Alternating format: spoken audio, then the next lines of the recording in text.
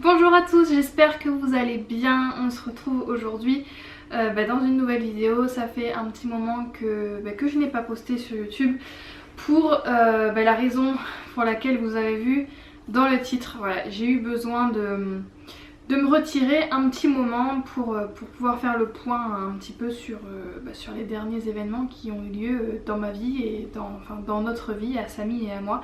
Je vous l'avais vu, vous m'avez vu très fatiguée, vous m'avez vu pas trop dans mon assiette. Et je voulais pas, s'il y a bien une chose que j'ai pas envie, c'est de transmettre du négatif aux gens. Donc il était pour moi complètement normal de faire comme une petite pause pour faire le point et en fait je me voyais aussi mal revenir comme ça en vlog comme si de rien n'était. Donc voilà, je tenais beaucoup à vous faire cette vidéo. Bien que j'ai longuement hésité à la faire parce que c'est un sujet qui est assez personnel, un sujet sur lequel les gens ont parfois honte d'en parler par rapport à leurs décisions et aussi parfois par pudeur. Donc voilà, j'ai longuement hésité à la faire mais je trouve qu'on n'en parle pas assez. On parle pas assez de l'avortement, vous avez vu dans le titre. On parle pas assez de ça sur YouTube, on parle pas assez de ça en général.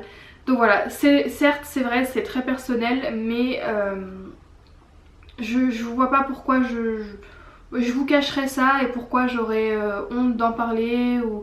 Voilà, je pense que ça va pouvoir servir à beaucoup d'entre nous parce qu'on est vraiment nombreuses à être confrontées à ça. Voilà, les choses de la vie font que vous devez avoir recours à l'IVG.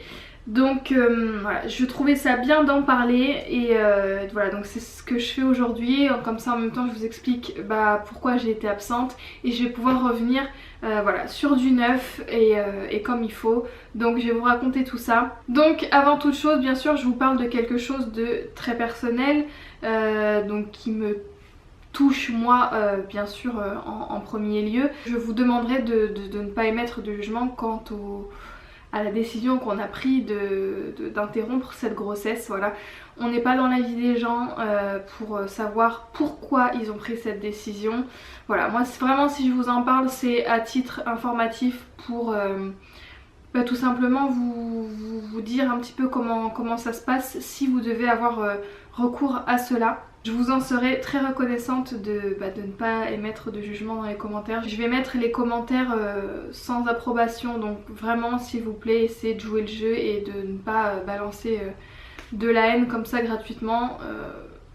Voilà. Donc en fait j'ai longuement hésité à vous faire cette vidéo comme vous savez et en fait c'est la vidéo de Je ne suis pas jolie de Léa qui m'a poussée à franchir le cap, à vous faire cette vidéo parce que voilà, elle vous explique comme je vais le faire comment ça s'est passé et je sais que moi j'ai regardé sa vidéo, j'étais en plein dedans. Voilà, j'ai regardé sa vidéo je crois la veille de mon IVG à moi. Et même si pour elle ça s'est pas super bien passé, j'avais besoin de savoir un petit peu comment ça se passait. Et comme ça, voilà, ceux qui me suivent moi et qui suivent Léa, vous aurez deux versions complètement différentes de l'expérience de l'IVG parce que pour le coup Léa est pas tombée sur des personnes très très sympas dans l'ensemble. Et moi je suis passée, j'ai eu que des gens adorables autour de moi du début jusqu'à la fin. Donc voilà, vous avez deux versions de cette expérience. Donc quant aux raisons de ce choix, parce que je sais que vous allez être nombreux et nombreuses à sûrement me le demander, vous savez depuis le début de notre chaîne que Samy veut un enfant avec moi bien sûr, mais pas pour le moment. Plusieurs fois vous nous l'avez posé en foire aux questions, en message privé et à chaque fois il tient toujours le même discours depuis le début en vous disant pas maintenant, chaque chose en son temps. Voilà, donc c'était un petit peu la raison principale pour laquelle on ne l'a pas gardé. Donc c'était un petit peu la raison première pour laquelle on a décidé d'interrompre cette grossesse. Vous verrez en vous racontant mon histoire que il y a autre chose qui a vraiment fait, qui nous a vraiment fait prendre cette décision. Vous vous demandez aussi peut-être mais comment ça se fait que tu tombes enceinte alors que tu n'en veux pas forcément pour le moment. Il faut savoir que quand je suis sous pilule, je fais des migraines monstrueuses mais vraiment atroces. Et du coup j'ai décidé, enfin Samy était au courant hein, il y a 6 mois de l'arrêter et puis on s'est dit qu'on ferait attention. Et voilà, de faire attention, ça paye pas toujours, donc là je sens que je reçois un amas de pierres sur la figure. Mais voilà, c'était pour moi la seule solution. De mettre un stérilet pour le moment c'est pas du tout envisageable. Disons que il y a 6 mois j'en pouvais vraiment plus de mes migraines et puis la seule solution a été d'arrêter la pilule tout simplement. J'assume, pas besoin de m'envoyer des commentaires en me disant sale idiote, fallait prendre la pilule patati patata. Je sais, j'en ai payé, je pense j'ai assez payé pour mon erreur. Donc aujourd'hui je suis sous pilule, je re-suis sous pilule et je refais des migraines monstres. Là je vous tourne cette vidéo mais ça fait 3 jours que j'ai une migraine de malade. Ça fait un petit moment là que je vous parle voilà, je vous explique un petit peu comment ça s'est passé et le choix qu'on a fait forcément pour pouvoir vous parler de notre histoire, de mon histoire. Comment je l'ai su, comment j'ai su que j'étais enceinte. Donc il faut savoir que je suis réglée comme une horloge au niveau de mes règles, en plus n'étant pas sous pilule, du coup j'ai des cycles très réguliers, je suis quelqu'un qui est très bien réglé. Et en fait j'ai eu un jour de retard, je me suis pas inquiétée, je me suis dit ça peut arriver. 2 jours de retard, je ne m'inquiète pas. 3 jours, je commence à m'inquiéter. 4 jours, je me dis si dans un jour tu n'as pas tes règles, tu vas faire un test. Donc au 5e jour de retard de mes règles, je fais un test qui s'avère être positif. Donc je fais le test un lundi matin, Samy n'est pas là, il travaille à la salle tout simplement. Je suis toute seule et forcément face à ce positif je suis assez perdue, assez chamboulée. Je sais pas si je dois être heureuse, je sais pas si je dois être triste. Voilà, je suis complètement perdue. Voilà, je reste un moment sur le test positif comme ça à le regarder et je me dis c'est quelque chose de très beau mais en même temps c'était quelque chose qui n'était pas du tout prévu. Voilà, je suis complètement paumée, donc forcément j'ai peur. J'ai peur de le dire à Samy parce que je sais ce qu'il en pense depuis le début. Donc j'ai très peur, il est pas là et je me dis bon ok t'es face à ça, t'es toute seule mais au moins tu peux lui préparer un message et lui dire par message parce que vraiment s'il serait rentré à la maison je ne sais même pas si j'aurais su lui dire que j'étais enceinte. Voilà, peur de sa réaction, c'est un petit peu fort comme mot mais oui je savais qu'il en voulait pas et du coup je ne savais pas du tout comment lui annoncer. Donc je décide de lui préparer un petit message, enfin un long message. Il était au courant que j'avais du retard hein.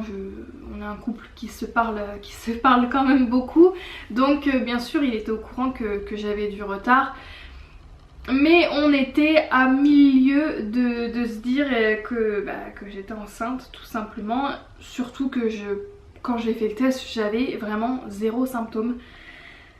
J'ai pas eu de nausée, rien des symptômes de grossesse qu'on pourrait avoir. Donc dès qu'il rentre du travail, donc je lui envoie ce message à la fin de son dernier cours parce que je voulais pas le perturber avec ça. Moi j'avais fait le test je crois à 9 h du matin, donc j'ai gardé ça pour moi de 9 h à 13 h 30. Entre temps j'avais appelé ma cousine Chloé parce qu'en plus d'habitude elle est là et là elle était pas là. Je l'ai réveillée la pauvre, mais voilà il fallait que je le dise à quelqu'un quoi. C'est trop difficile de le garder pour moi. Donc voilà, j'attends que Samy termine de travailler et je lui envoie ce message. Et bien sûr dès qu'il rentre du travail il m'en parle directement. Je suis agréablement surprise de sa réaction parce que il me dit qu'il reste pas insensible forcément à ce positif. Même si depuis le départ il me dit qu'il en veut pas maintenant, forcément il reste pas insensible à ça quand la femme que vous aimez vous dit qu'elle est enceinte, forcément que vous ne pouvez pas rester insensible à ça. Je suis assez émue en vous disant ça parce que je pense au jour où je lui dirai et que je lui annoncerai que je suis enceinte et que lui il l'aura voulu. Et que du coup ce sera un moment, je pense, magique. On est très amoureux, mais être très amoureux ne suffit pas à faire un enfant. C'est bien sûr la base. Sans amour il n'y a pas d'enfant, mais voilà, la situation, notre situation professionnelle et financière font que c'était encore moins le moment quoi. Samy est en formation. Moi donc j'étais en accident de travail et il me dit est-ce que là au mois d'octobre prochain tu te vois avec un enfant? On sait même pas où on va parce que comme je vous dis Samy est en formation, il a pas de travail fixe, il est en formation pour un travail. Moi j'ai un mi-temps, je suis en CDI mais j'ai un mi-temps, je suis en accident de travail et je ne sais pas ce que je vais faire de ma vie professionnelle tout simplement. Donc en fait c'est beaucoup de choses. On aurait eu une très bonne situation tous les deux, on l'aurait sûrement gardé, bien qu'il disait que c'était pas le moment. On s'aime énormément mais si on avait eu une bonne situation on l'aurait gardé, mais c'est pas le cas pour le moment. Donc on en parle un petit peu. Moi je suis assez chamboulée par cette nouvelle parce que même si je suis persuadée que nous n'avons pas la situation pour le garder, moi j'ai pas d'enfant, ça aurait été mon premier enfant et peut-être le seul, donc forcément que je restais pas insensible à ça et que j'étais forcément chamboulée parce que au fond de moi je voulais le garder. Voilà, mais après il y a plein de choses qui font que vous prenez la décision, forcément donc l'IVG je l'ai faite, donc la décision de ne pas le garder je l'ai faite. Il faut savoir que c'est pas Samy qui m'a dit tu vas à l'hôpital et tu te fais avorter, non, on a beaucoup discuté, on a pesé le pour, le contre. Et voilà, il y a plein de choses qui ont fait qu'on ne l'a pas gardé. Donc on se dit quand même qu'on se laisse une journée, le temps que j'aille faire la prise de sang le lendemain matin pour voir le terme auquel je suis et voilà, pour nous laisser un petit peu de temps pour avaler la pilule et pouvoir en reparler correctement. Donc cette prise de sang me confirme que je suis bel et bien enceinte, apparemment d'environ 5 semaines d'aménorrhée au moment où je fais la prise de sang. Et on se laisse passer 3 jours, donc 3 jours qui sont assez difficiles pour moi. Dans le sens où j'étais persuadée au fond de moi qu'il fallait pas le garder par rapport à notre situation.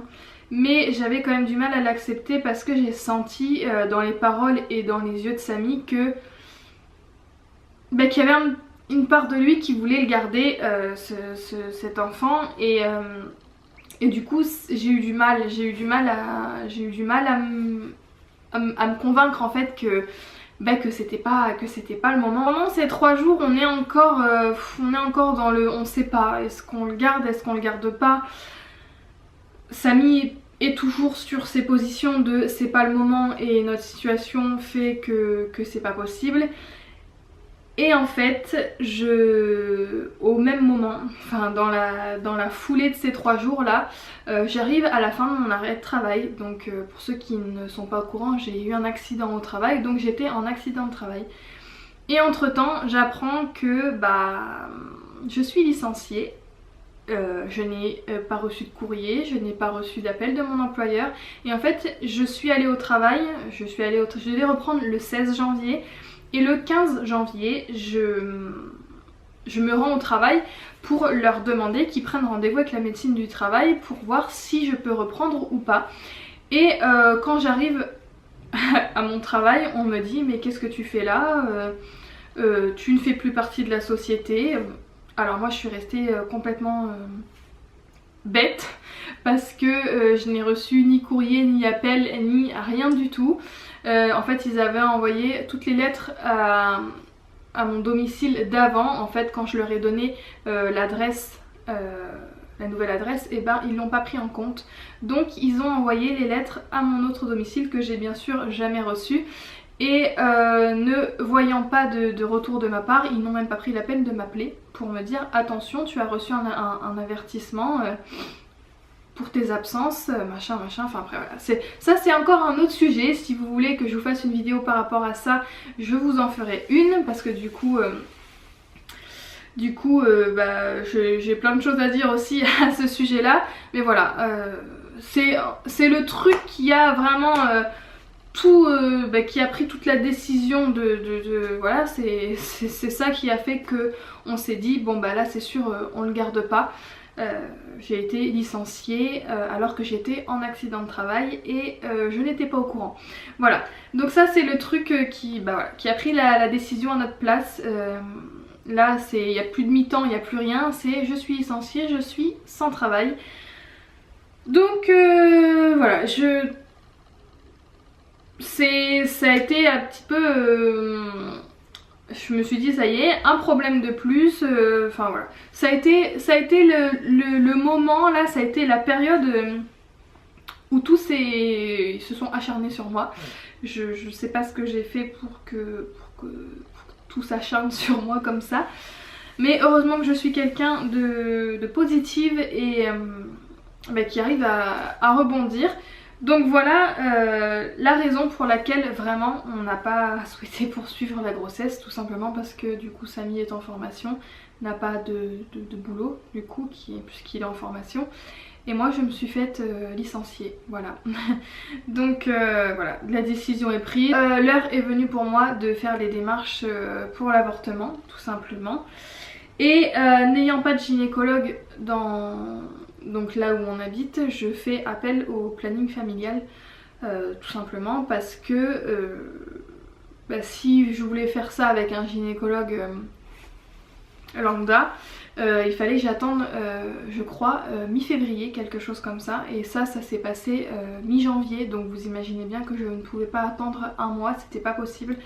Donc la solution la plus rapide pour moi c'était de me rapprocher du planning familial qui se trouve à l'hôpital, voilà. Donc j'appelle le planning familial et il me donne du coup un rendez-vous une semaine après. Donc j'ai appelé je sais plus quel jour, le mercredi ou le jeudi, voilà, donc j'ai rendez-vous une semaine après, ils n'ont pas d'autres rendez-vous avant, donc je patiente. Et en attendant, mon médecin qui est aussi échographe me fait une échographie pour me dire un petit peu si je suis dans les temps ou pas pour avorter de manière médicamenteuse, parce que c'est la manière dans laquelle je voulais procéder depuis le début. Donc, lors de cette première consultation, je m'y rends avec ma cousine Chloé parce que Samy est pas là, et puis c'est la première consultation, il se passe rien de spécial. La gynécologue vous pose des questions sur comment ça s'est passé, si vous êtes accompagné dans la vie, si votre décision est réfléchie, elle vous donne du coup des conseils sur la contraception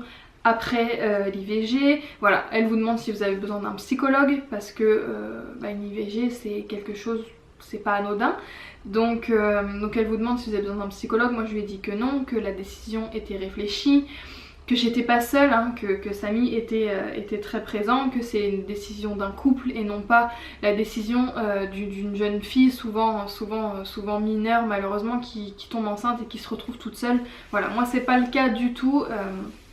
J'étais très épaulée à la maison et c'était une décision de couple. Donc du coup lors de ce premier rendez-vous, comme je disais, c'est avec une gynécologue. Donc cette gynécologue me refait passer une échographie parce que mon médecin n'avait pas pensé à m'imprimer l'échographie qu'il m'avait fait passer. Donc elle me refait une échographie et donc là elle me confirme que je suis enceinte de 6 semaines et 6 jours, que donc je peux avorter de manière médicamenteuse, donc qui était mon souhait depuis le départ. Donc elle m'explique que ça va être, je vais ressentir comme des douleurs de règles, parfois un petit peu plus fort, et que je vais perdre énormément de sang. Elle m'explique aussi que je vais devoir prendre un premier médicament qui stoppera la grossesse, donc qui stoppera la croissance de l'embryon, et j'en prendrai un deuxième 2 jours après pour expulser l'embryon. Donc du coup vous prenez un premier médicament qui stoppe votre grossesse, puis un deuxième qui va expulser et un autre qui est dans la même lignée. Voilà, c'est juste qu'il vous faut un médicament qui stoppe la grossesse et après j'en ai pris 2 autres pour expulser l'embryon. Et donc quand vous passez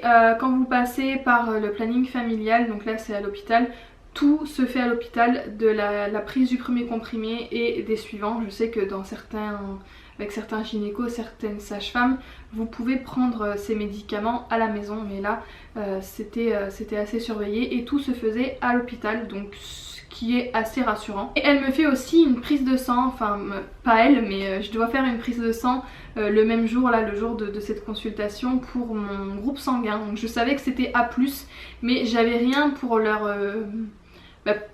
justifier que j'étais A+, donc du coup elle me fait faire une prise de sang pour au cas où je devrais avoir recours à la manière chirurgicale, voilà, pour l'anesthésie et tout ça. Ils ont besoin de connaître votre groupe sanguin. Donc voilà, ce jour-là, j'ai donc ma première consultation avec une échographie pour déterminer le terme de votre grossesse et la prise de sang au cas où vous devez avoir recours à la manière chirurgicale. Donc du coup, elle me remet une pochette avec tout le processus à l'intérieur, tous mes rendez-vous, comment l'hospitalisation va se passer, avec une ordonnance d'un antidouleur, ordonnance de la deuxième prise de sang pour savoir après l'expulsion à combien du coup si l'hormone de grossesse a bien chuté. Donc si l'hormone de grossesse a bien chuté sur cette prise de sang, ça veut dire que vous avez expulsé correctement l'embryon. Donc ce premier rendez-vous a lieu un mercredi et du coup elle me donne rendez-vous directement pour le samedi d'après. Donc 3 jours après j'ai rendez-vous pour prendre le premier comprimé. Donc Samy est avec moi pour ce jour. C'est le premier comprimé qui a interrompu ma grossesse et ce comprimé je le prends au service urgence obstétrique parce qu'on est samedi et du coup ça se passe que aux urgences parce que l'hôpital est fermé. Donc je prends ce comprimé qui est assez gros quand même. Samy est avec moi et je prends le comprimé et je peux rentrer directement chez moi et ils ne contrôlent rien du tout. Ils veulent juste vérifier que vous preniez bien le médicament, je pense. Même s'il se passe rien de spécial ce jour-là, bah vous savez que vous prenez le comprimé qui va interrompre votre grossesse, donc c'est pas forcément facile, même si la décision de l'interrompre vient de vous, c'est quelque chose qui est forcément pas super facile. Après la prise de ce comprimé, donc on rentre à la maison et 1 heure après je me sens pas bien, mais du tout. J'ai de fortes nausées, j'ai dormi toute la journée, j'étais vraiment pas bien du tout, mais vraiment. Et pas mangé de la journée parce qu'il y a vraiment rien qui passait, c'est seulement vers 18 h où j'ai eu envie de tomates cerises, c'est la seule chose qui me faisait envie. Donc j'en ai mangé 3-4 et 2 minutes après je me suis levée très vite pour aller vomir parce que je me suis sentie très mal. Donc je suis allée très vite aux toilettes, mais j'ai quand même serré les dents parce que il faut savoir que si vous vomissez, il y a un risque que vous vomissiez le comprimé et du coup si vous vomissez le comprimé il faut retourner à l'hôpital pour en reprendre un. Donc j'ai serré les dents pour pas vomir et pour ne pas prendre le risque de régurgiter le médicament tout simplement. Voilà, je passe 2 jours horribles. Samedi et dimanche ont été des jours très compliqués. Heureusement qu'on n'avait pas les enfants. J'ai été vraiment très mal, prise de grosses nausées, j'ai vraiment été très mal. Donc du coup, étant enceinte d'un peu plus de 6 semaines, presque 7, moi je n'avais jamais eu de nausées par rapport à la grossesse. Et là pendant ces 2 jours j'ai vraiment été très mal. Par rapport à ce que j'aurais pu ressentir suite à ce comprimé, j'ai rien ressenti de très spécial, si ce n'est peut-être une lourdeur, en fait une lourdeur dans le bas du ventre, mais pas de douleur, vraiment aucune douleur. Dimanche soir, donc tout le samedi passe, je suis très mal et le dimanche soir j'ai envie de nuggets de McDo. La seule chose que j'ai envie, voilà, chaque jour des envies changeaient. J'ai mangé 4 nuggets et j'ai pas pu manger plus, mais je me suis dit qu'il fallait quand même que je mange quelque chose parce qu'en fait je me faisais avorter le lendemain. Donc le lundi j'avais rendez-vous pour me faire avorter tout simplement et sachant que j'allais perdre énormément de sang, je me suis dit ma vieille, t'as plutôt intérêt à essayer de manger un petit peu. Donc je me suis forcée à manger les 4 nuggets, j'ai pas pu manger plus. Le lundi matin j'ai rien mangé non plus, je me suis dit bah prends le risque, tant pis, vas-y comme ça, prends le risque, de toute façon t'as pas le choix. Y a rien qui passait donc c'est soit je mangeais et je vomissais, pas pire que de pas manger du tout je pense. Nous sommes lundi, j'ai rendez-vous à 13 h à l'hôpital en chirurgie ambulatoire pour me faire avorter pas de manière médicamenteuse. Donc je m'y rends avec Samy, bien sûr Samy est avec moi. Et en fait lors de mon premier rendez-vous on m'a dit que je devrais être à l'hôpital de 13 h à 17 h, voilà le temps de l'expulsion et tout ça. On arrive et on m'installe dans une chambre tout à fait normale. On me donne deux espèces de grosses serviettes hygiéniques épaisses de ça. On me donne une blouse à mettre. L'infirmier me dit que ce serait quand même plus pratique de mettre ça pour tous les allées et venues aux toilettes que je vais faire. Je ne veux pas la mettre. Je l'ai pas mise, j'avais mis un pantalon assez confortable donc je ne l'avais pas mise. Et il me donne des protections à mettre sur le matelas. Et là je me dis, je dis à Samy, j'ai des protections à mettre sur le matelas, j'ai une espèce de couche énorme comme ça. Qu'est-ce que c'est?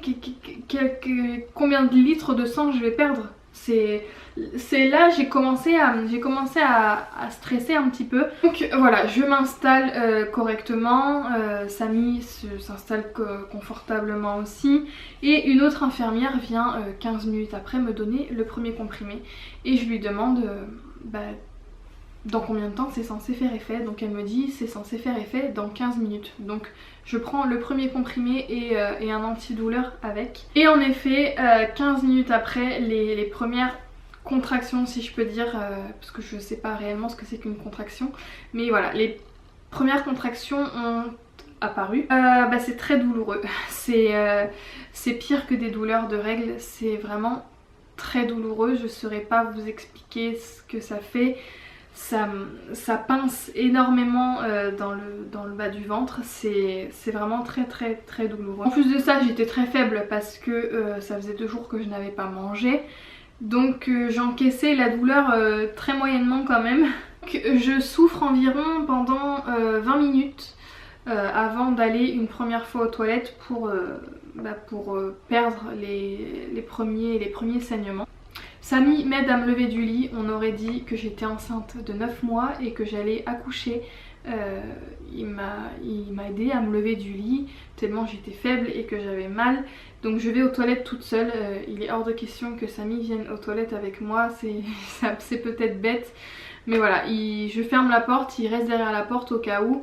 Et je vais aux toilettes et je perds très peu de sang, mais très peu de sang. Et là je sens que je me sens pas bien du tout, que je vais m'évanouir. Donc je retourne vite m'allonger sur le lit et là j'ai les oreilles qui bourdonnent pendant bien 3-4 minutes. Ça a fini ensuite par passer. Donc après, pendant l'heure qui suit cette petite chose, je perds énormément de sang. Je vais aux toilettes je pense tous les quarts d'heure pour perdre du sang. Donc je perds énormément de sang, je perds des caillots de sang gros comme ça. Vraiment, sans vous mentir, des caillots de sang gros comme ça. J'y vais plusieurs fois et à chaque fois que j'y vais, il faut que j'appelle une infirmière pour qu'elle contrôle mes saignements, voir si j'ai expulsé l'embryon ou pas. J'ai expulsé l'embryon vers 16 h, donc après 3 heures de douleur assez intense.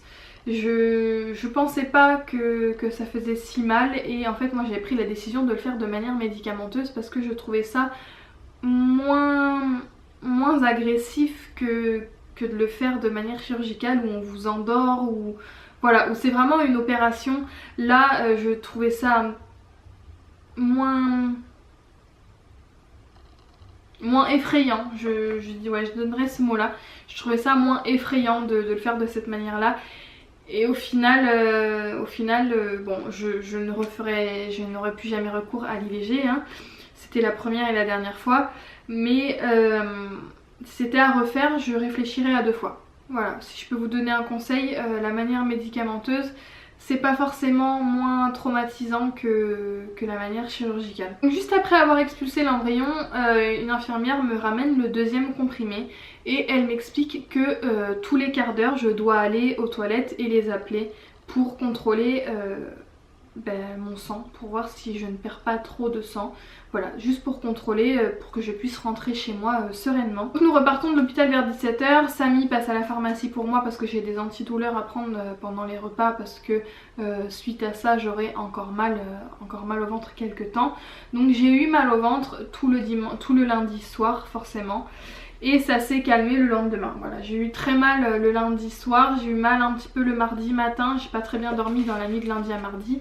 Mais après ça s'est calmé. Là, à l'heure où je vous parle, ça fait 1 semaine et 1 jour que j'ai eu mon IVG et je ne perds presque plus de sang. Par contre pendant 1 semaine j'ai perdu énormément de sang. Vraiment beaucoup. Voilà, mais ça elle me l'avait dit, c'est normal, tout se refait à l'intérieur. Donc vous perdez énormément de sang. Donc voilà pour ce qui en est de mon expérience de mon IVG. J'espère que ça pourra en aider quelques-unes d'entre vous. Je ne souhaite ça à personne, hein, mais il faut se mettre en tête que l'IVG est un droit et que personne ne doit vous forcer à garder un enfant qui n'est pas forcément désiré, parce qu'on a tous des bonnes raisons de ne pas poursuivre une grossesse. Si c'est un droit, c'est qu'il y a des raisons. Donc il y a des gens qui sont contre l'avortement, comme il y a des gens qui sont pour. Voilà, c'est toutes ces différences entre nous qui font que nous sommes une société et personne n'a le droit de juger votre décision. Voilà. Comme je vous disais, c'est une décision qui a été assez difficile à prendre pour moi parce que je n'ai pas d'enfant et que j'aime Samy plus que tout, donc pour moi il était normal de le garder. Et faire un enfant, c'est une décision qui se prend à deux, et une IVG est une décision qui se prend à deux aussi. Donc même si ça a été difficile pour moi de l'accepter, je suis contente entre guillemets aujourd'hui de l'avoir fait. Parce que mon désir est avant tout de pouvoir offrir à Samy une grossesse qu'il aura désirée. Je veux qu'il ait la chance de pouvoir vivre une grossesse qu'il aura voulu, tout simplement, qu'il aura désiré, qu'on aura voulu, qu'on aura attendu. Voilà, je veux pouvoir lui offrir ça. Donc voilà, comme je disais, le passé des gens fait que vous prenez certaines décisions. Et même si Samy aime ses enfants plus que tout aujourd'hui, il aurait aimé que certaines grossesses de ses enfants se passent autrement. Voilà, donc comme je disais, aujourd'hui il aime ses enfants plus que tout, hein. C'est les êtres les plus importants dans sa vie. Mais voilà, il aurait aimé que certaines grossesses se passent autrement, et il veut pas faire les mêmes erreurs avec moi. Et moi je ne veux pas faire les mêmes erreurs que ces histoires passées. Voilà, je ne veux pas penser qu'à moi. Et voilà, un bébé c'est une décision qui se prend à deux, c'est un couple. Un bébé c'est avant tout un couple, c'est une décision du couple et pas forcément que d'une personne. Parce que quand je vois du coup comment ça se finit autour de moi quand il n'y a qu'une des deux personnes qui a décidé d'avoir un enfant, et que vous, comme vous aimez forcément quand même la personne, vous dites bon d'accord on le garde, sans trop penser aux conséquences que ça peut avoir. Moi j'ai pas envie, j'ai clairement pas envie que ça se passe comme ça pour moi. Je veux le jour où je suis enceinte qu'il soit fier de le dire aux gens, et je veux sentir qu'il est fier d'attendre cet enfant, et qu'il est fier que je sois enceinte, et voilà, je veux qu'il soit fier de dire aux gens que je suis enceinte. Et voilà, moi c'est avant tout pour lui que pour moi que je pense à ça. C'est trop important pour moi qu'il soit heureux et qu'il ait pris cette décision de faire un enfant avec moi, et pas seulement moi qui ai pris cette décision. Donc bien sûr j'attends ce jour avec impatience, hein. J'ai besoin de ça moi aussi aujourd'hui. Samy c'est l'homme de ma vie, on va se marier. Bien sûr que la finalité de la chose c'est d'avoir un enfant avec lui, voilà, c'est normal, c'est quelque chose dont j'ai très envie. Je m'occupe beaucoup de ses enfants, et comme je lui disais, moi aussi j'ai besoin de ressentir l'amour que ses enfants lui donnent à lui. Je sais pas si vous comprenez un petit peu ce que je veux dire. Mais voilà, je m'occupe beaucoup de ses enfants, je les aime beaucoup aussi. Mais du coup moi il me manque un petit peu l'amour qu'ils portent à leur père. Moi j'aimerais qu'un enfant puisse me porter cet amour là. Voilà, je pense que vous pouvez comprendre ce que je vous dis. Voilà, mais surtout retenez qu'une grossesse c'est voulu à deux, et qu'une IVG c'est une décision qui se prend à deux aussi. Il y en a toujours un qui voudra plus le garder que l'autre, mais c'est vraiment une décision qui est à prendre à deux, qui n'est pas à prendre à la légère, et c'est surtout il faut discuter, énormément discuter. Et voilà. J'espère vraiment que ça vous aura aidé, que ça vous aura peut-être aiguillé un petit peu si vous êtes dans cette situation là et que vous avez peur de l'IVG.